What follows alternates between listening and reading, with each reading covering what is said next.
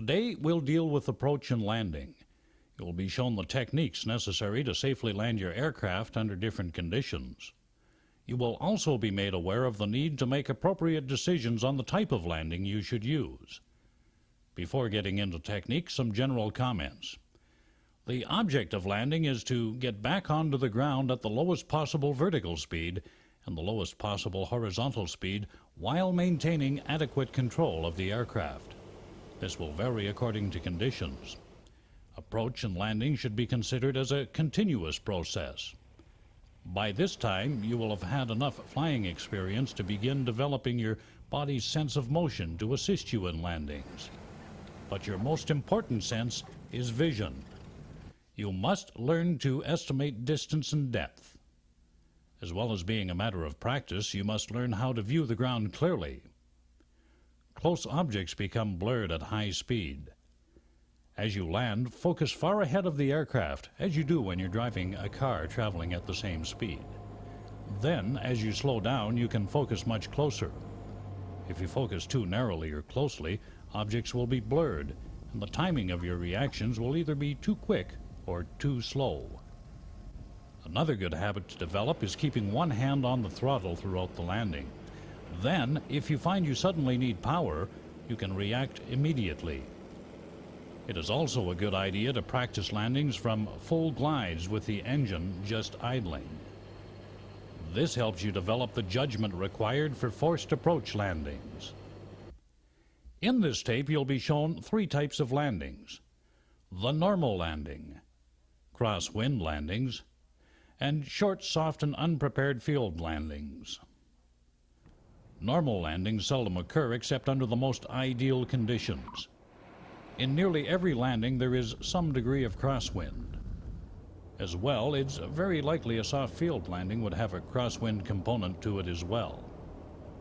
A normal landing takes place against the wind. This slows the horizontal velocity of the aircraft. As you get closer to the ground, you make a slow transition from the normal glide attitude to the landing attitude. This is called the flare, or roundout, and is started about 15 to 30 feet above the ground. Once started, the flare should progress continuously until you are on the ground. If your speed is correct, you will begin to lose speed and settle as back pressure is applied to the control column. The backward movement of the control column should be such that the plane remains just above the ground until landing attitude is obtained. If you are flying a tailwheel plane, the main landing gear and the tail wheel should touch the ground simultaneously. In a nose wheel aircraft, make sure contact with the runway is made with the main landing gear and there is no weight on the nose wheel. Once you have started the landing process, do not push forward on the column to offset any backward movement of the controls.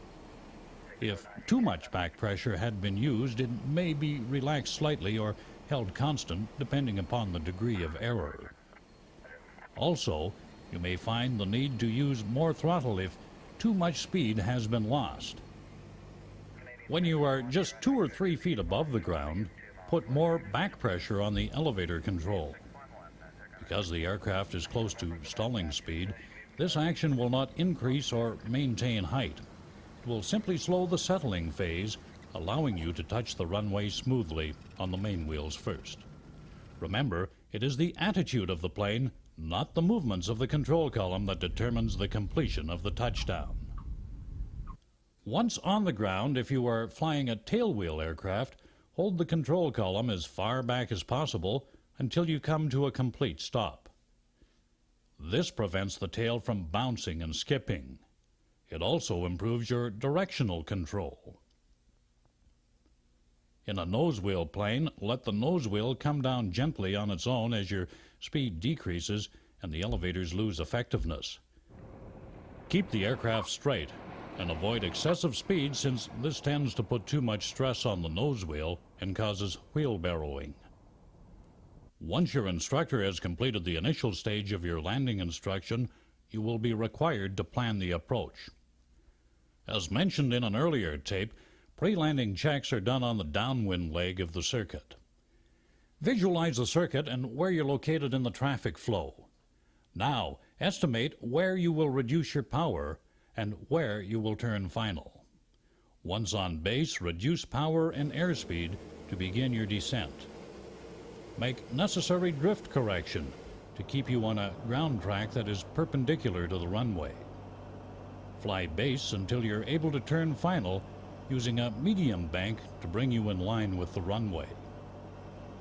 This turn must be done at a safe altitude and will depend on terrain and any obstructions. It also must be done to give you a long enough final approach to allow for corrections in power and airspeed before touchdown. The last 500 feet of your approach should be straight without any slipping or turning. Control your height by using flaps. Since this will affect the trim of the aircraft, you will have to take appropriate action to control the rate of descent and airspeed. A well-executed approach inevitably results in a good landing. To visually maintain your approach, use the perspective method. When viewed from the pilot's seat, the runway appears wider at the approach end than the opposite end. If the approach angle is constant, the runway does not change shape. If you steepen your approach angle, the runway appears to get longer and narrower. Conversely, if the angle becomes more shallow, the runway looks like it is getting shorter and wider. As mentioned before, normal landings are rare. You generally have a crosswind component. This is any wind which affects an aircraft at an angle to its longitudinal axis. If a crosswind is not properly managed, it can cause a loss of control. When you land into the wind, you are able to maintain a straight heading with relative ease. But in a crosswind landing, the side of the aircraft is struck by the wind while it is in contact with the ground. And because of the plane's tendency to weathercock, it is forced off its heading. Prior to landing, the crosswind causes the aircraft to drift across the runway instead of holding true to the center line. If you don't take corrective action, the landing gear ends up bearing excess force. The same situation occurs if the path of the aircraft is held true to the center line with drift compensated for by crabbing and the wheels touching the ground, not aligned with the runway. Crosswind landings tend to be more difficult than crosswind takeoffs. This is because during landing you lose speed, which in turn reduces the effectiveness of the flight controls. There are two basic methods for landing in a crosswind. They are the side slip or wing down method and crabbing the aircraft to compensate for drift. The first method is the most popular and the easiest for beginning pilots. When using this method, avoid beginning the slip too soon on the final approach, unless, of course, there is another reason to slip. As you approach the runway and the drift becomes apparent, side slip into the wind to counteract the drift. Use the rudder to keep the longitudinal axis of the aircraft aligned with the center line of the runway. Once you have touched down, be sure to keep the aircraft in a straight line to avoid ground loop. The aileron control should be held toward the upward wing after touchdown to prevent it from rising out of control. When using the side slip method, make sure the upwind main wheel makes contact with the runway first. The second method of landing in a crosswind involves maintaining a heading or crabbing the aircraft into the wind so that its flight path is aligned with the runway. This means the longitudinal axis of the plane is not aligned with the runway just prior to touchdown. If alignment isn't achieved, there is a possibility of damage to the landing gear or difficulty in controlling the aircraft. Therefore, it is critical that at the precise moment the plane touches the runway, it is swung into line by the use of the rudder. If contact is made too soon, the aircraft will land with crab. If contact comes too late, you will land with drift. The third type of landing you will be shown in this tape is used when you encounter short, soft, and unprepared field landings. During the approach, you want to reduce airspeed as low as possible while still maintaining a maximum of control. Usually, you approach with the flaps extended. Check the aircraft manual for the recommended airspeed. Factor in the gust factor to the approach speed when appropriate. The need for a lower approach speed lessens when winds are strong. In gusty conditions, you should add an equal amount to half the gust factor in your approach speed. For example, if the wind gusts from 20 to 40, the gust factor is 20. That means you should add 10 to your normal approach speed to allow for gusts. Your altitude above the threshold will vary according to the height of obstructions in your approach path. Using power for this type of approach gives you a more accurate control of descent. It is important that the flare be judged accurately to avoid stalling or flying into the ground. Leave the power on until the flare is completed. Touchdown should be at the minimum controllable airspeed, and the pitch should be approximately that of a power-off stall. Nosewheel aircraft should be held in this position as long as the elevators remain effective. Tailwheel planes should be held in the three-point attitude during braking. Flaps should be retracted as per the recommendations of the aircraft manufacturer. In soft or unprepared fields, note the following. In nosewheel planes, hold the nosewheel clear of the surface as long as possible and use the brakes sparingly to prevent excessive loads on the nose gear. In tailwheel planes, the tailwheel should touch down with or just before the main wheels. Use the elevators to hold it down throughout the landing roll. The use of flaps will depend on conditions. Keep in mind that the flaps on low-wing aircraft may be damaged by mud, rocks, and slush thrown up by the wheels. Usually, braking is not required on soft surfaces and, in fact, may cause other problems. When landing over an obstacle, the techniques are generally the same as for a short field landing. What will vary is the steepness of the approach.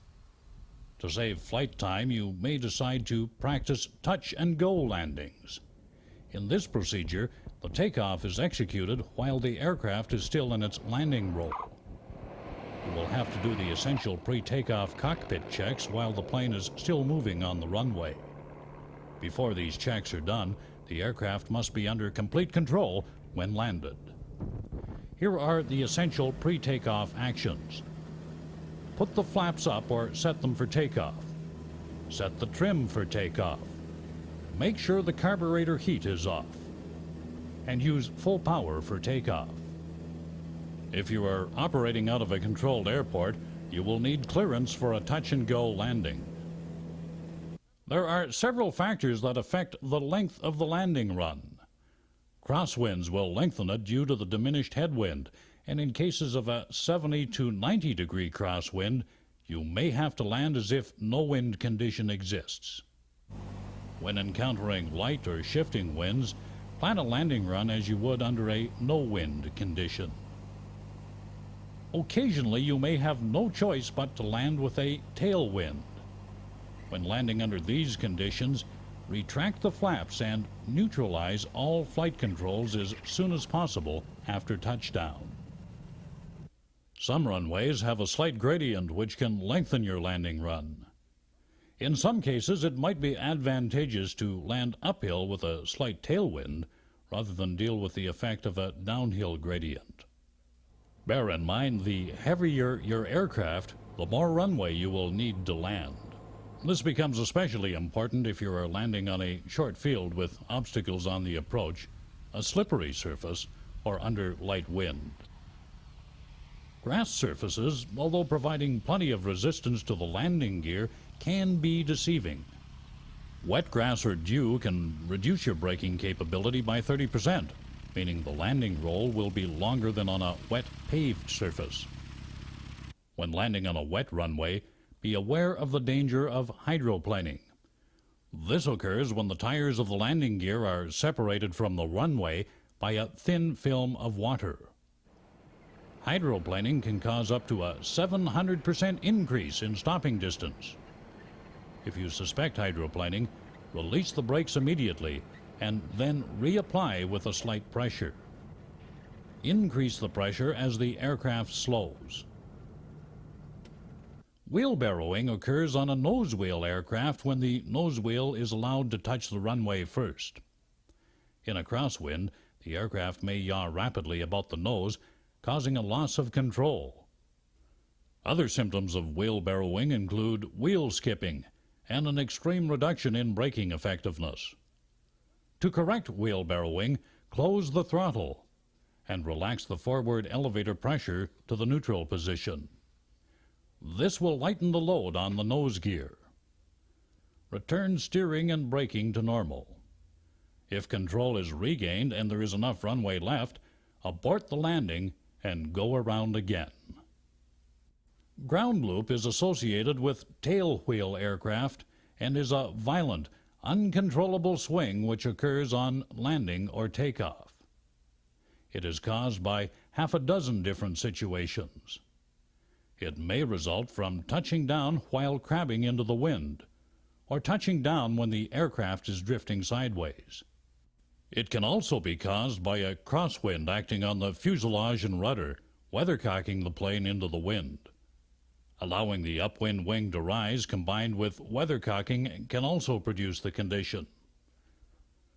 Failing to control a wheel landing properly or incorrect recovery action for drift after a bounce are the other two causes. To prevent ground loop, take the following action immediately. Keep the control column fully back and apply opposite rudder. If this isn't enough, open the throttle to make the rudder more effective.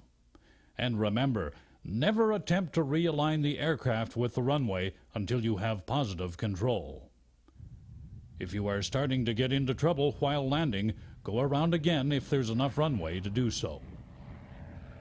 Remember, air density will affect the length of your landing roll. The landing roll will be longer in warmer air and at higher altitudes. Combining both makes the landing run even longer. The final section of this tape deals with some irregularities you may run into when landing. If you should touch down too soon, there's a tendency for the aircraft to bounce into the air again. The action you take depends upon your airspeed. If it is high and the bounce is small, release some of the backward pressure on the control column and allow the aircraft to descend. When you are at the correct height, flare out into landing attitude. If the airspeed is low and the bounce is high, apply power to assist in the flare-out to prevent stalling. If the flare is premature, the aircraft may start to climb.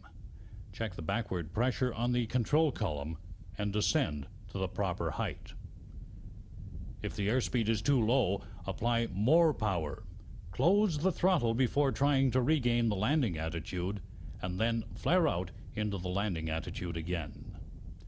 Also, keep in mind recovery for bounce or ballooning will mean you will have to reintroduce any necessary drift correction. The decision to overshoot a runway because of a poor approach or landing rests solely with the pilot. Once that decision is made, apply full power and accelerate to a safe climb speed in level flight. Reduce flap extension as required and raise the nose. Stay straight as you open the throttle and roughly trim off the pressure on the control column. Start climbing as soon as you have control of the aircraft. Raise the flaps, adjust climbing speed, and retrim. If a bad approach on landing is the cause of the overshoot and the remaining runway is clear of other aircraft, you may climb straight ahead. If visibility is a problem, move to the right of the center line. Fly parallel to the runway, and while climbing, keep a lookout for other traffic. When overshooting, if the carburetor heat is on during the approach to landing, it should be turned off as soon as possible after power is applied. You were told about the effect of wake turbulence on takeoffs in a previous video. It can also affect you if you are landing behind a large aircraft. When flying behind a large aircraft, remain above its flight path. If you are landing behind a large plane that has just taken off, touch down prior to the point where the large aircraft rotated. If the large aircraft has just landed, plan to land beyond the point where it touched down. Remember, if you believe it is safer to wait or use an alternate runway, ask the controller for a revised clearance. At controlled airports, you must receive clearance to land.